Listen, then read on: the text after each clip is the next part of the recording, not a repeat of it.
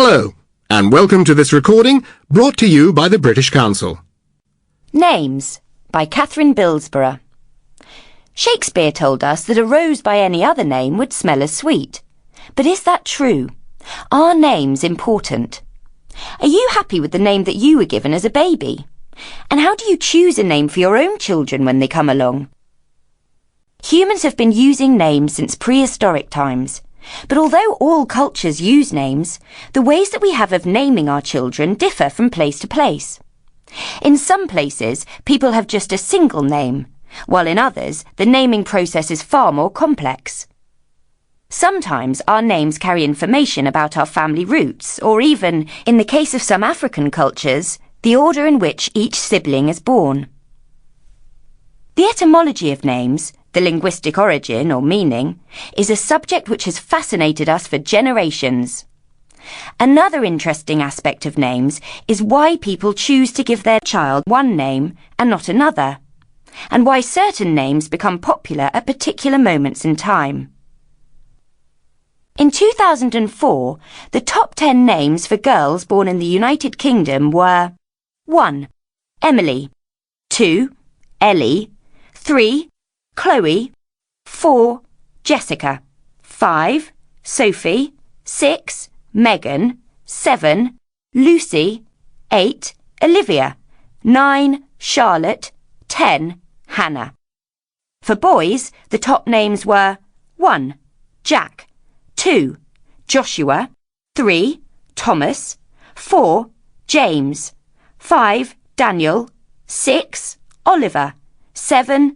Benjamin, 8. Samuel, 9. William, 10. Joseph. It appears that parents are more adventurous when it comes to naming daughters. Boys' names tend to be more traditional and favourites change less frequently. Jack has topped the list for the past 9 years and shows no sign of moving.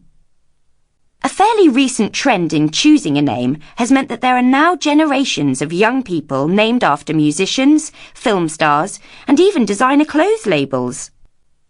Kylie is one of the most popular girls' names at the moment, and last year in the UK alone, 221 babies were named Shakira after the Colombian singer. Following the success of The Matrix, fans started calling their children Morpheus and Trinity after the lead characters.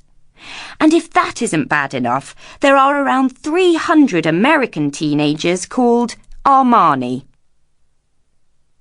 Colours have also entered the naming arena, with pink, ruby and scarlet popular choices for girls, and blue and grey for boys.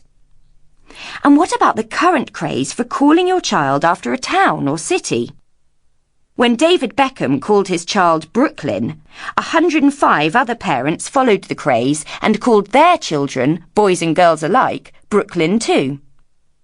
Other place names that are popular are Adelaide and Devon. Beckham is not the only celebrity who has chosen to give his children unusual names.